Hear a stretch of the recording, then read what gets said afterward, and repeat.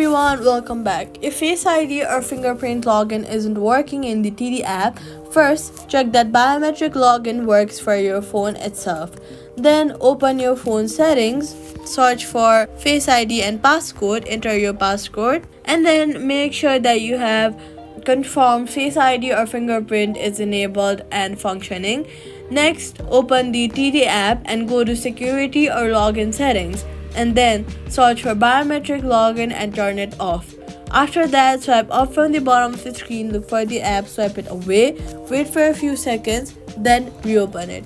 After that, if the issue continues, go ahead and log out of the app, log back in using your password, and set up Face ID or Fingerprint again, and that's it. Subscribe for more quick fixes.